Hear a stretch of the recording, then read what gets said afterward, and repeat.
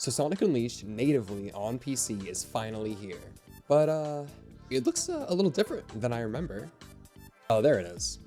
So it only took 17 years and the work of some really dedicated fans, but as of the big 2025, we finally have a native PC port of Sonic Unleashed, and I mean, it's a dream. It's got native 4K, a smooth 60 frames per second, robust options, it's got mod support, it's got all the DLC levels, it has Hatsune Miku. Wait, really? Like the Hatsune Miku, seriously? Dude, that's fucking awesome. It's genuinely so surreal to have Unleashed available like this. I mean, for years, when I wanted to play Unleashed, I gotta pull out my old 360, or I have to use the Unleashed project in Generations, and, you know, there were emulation options available as well, but those all had their own problems to work out. And I actually played Unleashed really recently on my 360, maybe a couple months ago, so it's still pretty fresh in my mind, and, I mean, having just gone from this to this, it's unreal. I mean, I cannot understate how good it feels. It makes the game experience as a whole just so much more enjoyable. It's even got this cute little install screen, and you can just really tell how much love went into this project. At this point, I mean, there's really no reason to ever go back and play Unleashed any other way. Now, I do have to admit, if you didn't like Unleashed before, this probably is not gonna change your mind. I mean, it's still the same game at its core, but it does have a couple of great quality of life features. For one, like I said, it actually runs well, and it doesn't require a very high-end PC to do so. There's also an option to turn off the Werehog battle theme, meaning you actually get to listen to the incredible nighttime music for more than, 20 seconds without being interrupted by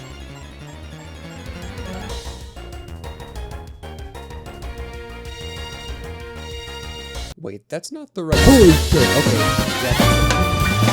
okay. Probably the coolest feature they have is this thing called the music attenuation feature, which lets you play any audio of your own choice over the game's music. Basically, you can create your own soundtrack for the entire game, meaning you could finally do something like this. All right, Chip, time for the big finish. Sorry. Or something like this.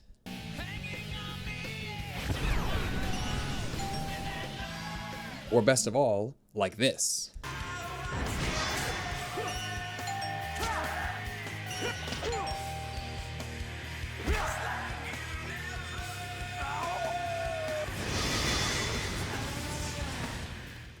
Come on, I know everyone's thought about it. But looking at this, it got me thinking. So it's literally a plot point in this game that Sonic is unaffected by Dark Guy's influence, right? So he is completely himself as the Werehog, acting on his own free will. He's still himself. So, why is he doing all this then? Is he just playing the part? Does he think it's cool? He's got no reason to be fucking howling at the moon. He's doing this shit for attention.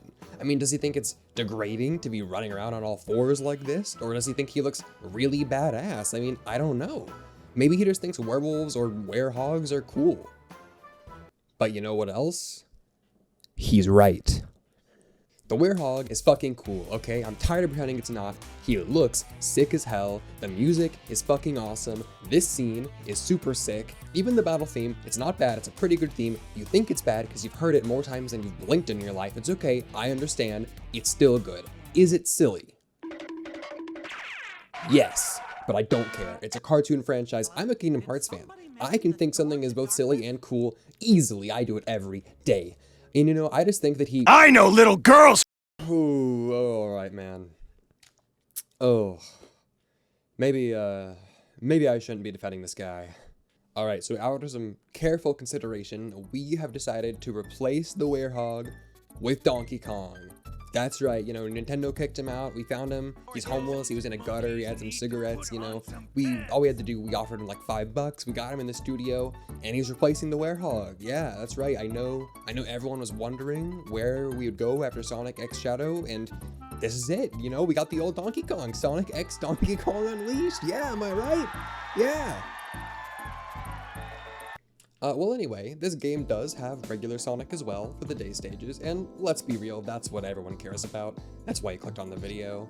And it's better than ever here, of course, just like everything else. It's got a cool feature that I didn't mention earlier, which is that you can remap the homing attack to the jump button, so you can finally have access to the air boost and the homing attack at the same time. And like most people, I always disliked that the homing attack was over the boost because I felt it took away control. But now having them separated, I realized that there are quite a few sections that were clearly designed with the knowledge that the player would not just be able to boost over all the obstacles, so it does force you to interact with some of the level design more than you otherwise would. That sucks though, because I'm definitely not putting it back. And plus, since we're on PC, we have full control over the aspect ratio, which means that I can do this. Am I the asshole? I, evil genius M, exploded the earth into separate pieces in an epic confrontation with my arch nemesis, Hedgehog M, releasing demonic horrors untold onto the earth. Now I know that sounds bad, but hear me out. For this video, I finally felt that I should check out some of the side content that I have never cared to before, and I actually found that a lot of these silly little guys around the hub are really quite charming. There's this side quest where you meet a guy in Shamar, and he wants to be a singer instead of a rug salesman. And when he asks what you would do if you were supposed to be a rug salesman, you can just say, "Shoot me now." Then he goes to America, and you help him get signed by a man named Def Big, who you have to do rhyming mini games with to progress the story. And then my favorite is this guy who goes to Sonic and he says, "Hey Sonic, I need some help, my wife's being difficult." So when you show up the next time, he turns to you and he just goes, "Hey Sonic, my wife's being difficult again." Like it's totally normal to just use Sonic the fucking Hedgehog to win arguments with your wife. Another real godsend of this port is that I finally got to try out the DLC levels for the first time. And I've always heard these were super great, so I'm really excited to...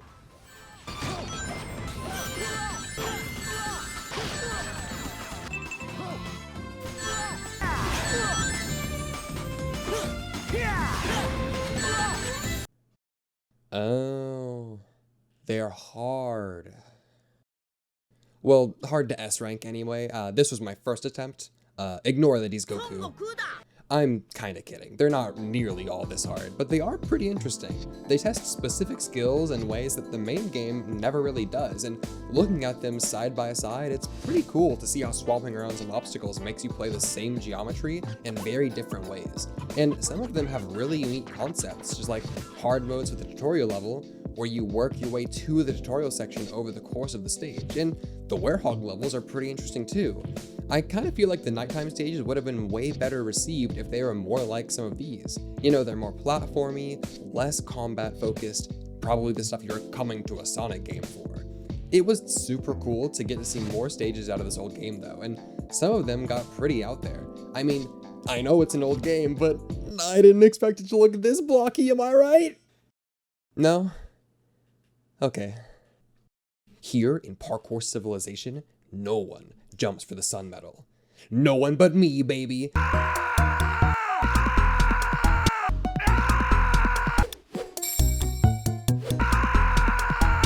Alright, hold on. I think I've got the trick. Oh yeah. Parkour King, here I come.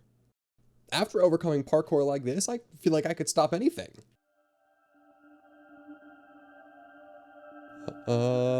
This map is actually really cool. Majora's Mask is one of my favorite games ever, so I knew I had to check it out.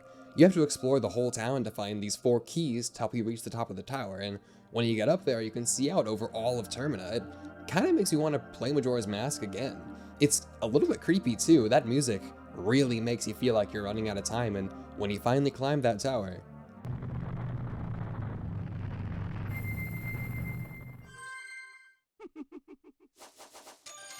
I don't think we need to be giving the creepypasta writers any more ideas, guys, alright? This game's actually already got plenty of cool mods. You know, you've got a lot of skins, of course. You got Metal Sonic, Minecraft Sonic, Sonic Adventure 2 Sonic, Sonic with a different run animation, Tails that crashes your game, Sonic... Well, it's Sonic-like. I don't really like this one. The game is still very new, so, you know, the modding scene's pretty young and pretty small for now, but I mean, I expect to see pretty big things from this. I mean, you know, if you're a Sonic fan, that Sonic modders are insane, and I'm sure very soon we'll be seeing new skins, new levels, new mechanics, whatever you can imagine, like sooner than you can possibly think. And I will definitely be returning to see those. The magnum opus though, I mean, for now, that's gotta be Miku, right? Sonic. Miku, and I'm not joking at all here, genuinely improves the game for me. I kind of think Chip is annoying, you know, just a bit. Like, his voice is really grating, but I don't know, Miku is just so inherently lovable that she kind of endears me to Chip. Like, her good graces make me like Chip more. It was always just kind of funny to watch her bumble around. It's really improved my opinion of Chip as a whole and the game. And the mod even goes so far as to replace every single one of his voice lines with Miku's voice, and she even sings Endless Possibilities over the credits.